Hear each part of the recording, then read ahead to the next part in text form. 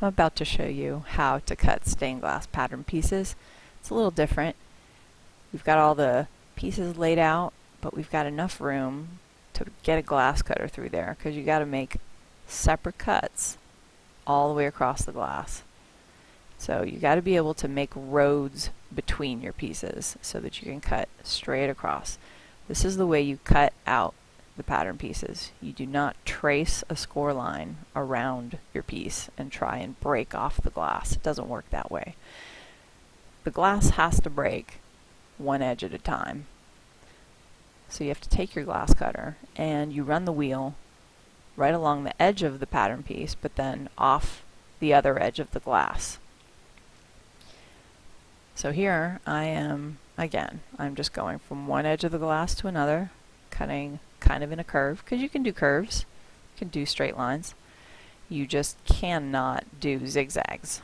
Zigzags don't work. You can't have any sharp turns with your score lines. So here, I'm just kind of weaving the glass cutter through, and then I always tap cuts like that, so I hold it slightly above the cutting board and just tap the back side. Here I'm now going to separate all of these pieces, but along the way I'm going to try and get my cutter to go right along the edge of the pattern piece a couple of times. That'll save a few cuts.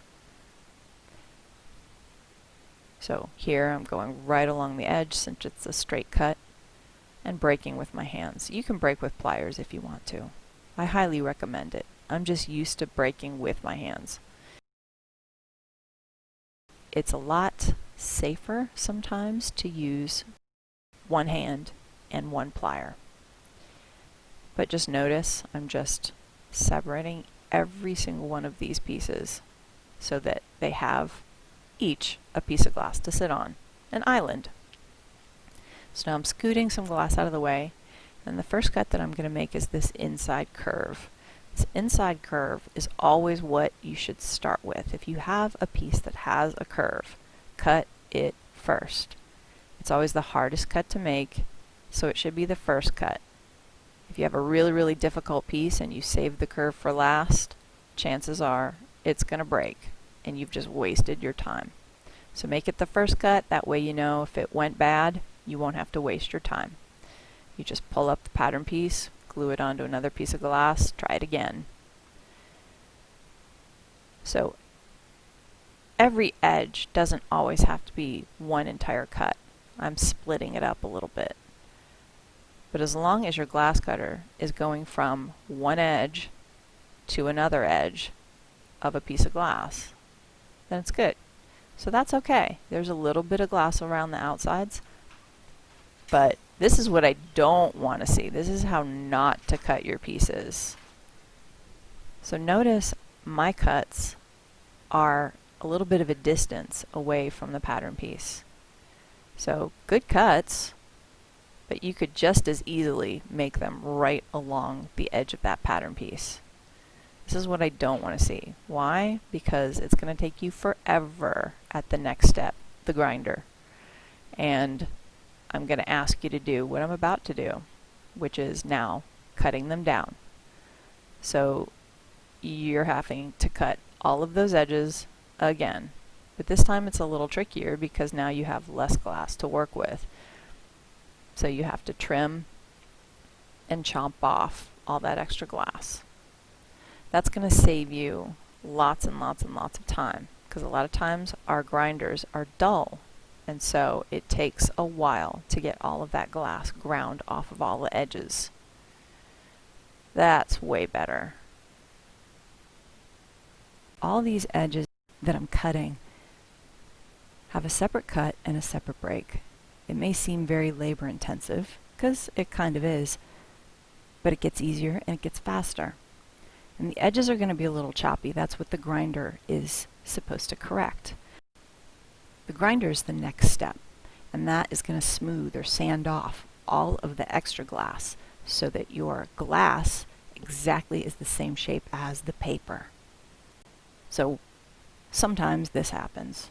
I purposefully dropped it on the floor. But don't do what I'm doing. I'm kind of living a little dangerously. You may want to use a pair of gloves when you're doing this. But remove the pattern piece. You don't ever want to just throw it away if you rip your paper or if you drop your piece. Save that pattern piece because it's the only one you got.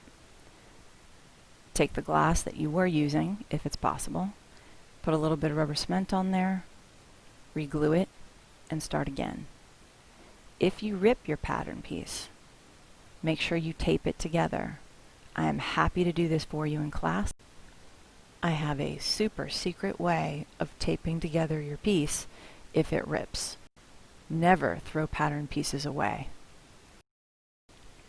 but keep it smooth. And remember to glue it onto your glass in a way that saves most of your glass.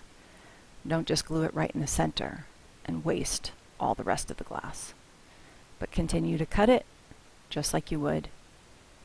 If you want to use pliers and your hands, that's probably a little safer. I'm just used to using my hands.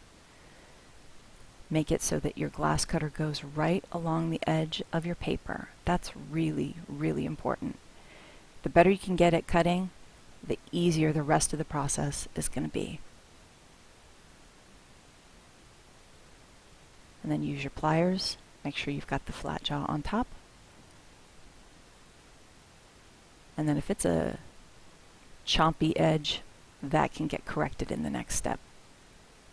All right, ready to go. Done.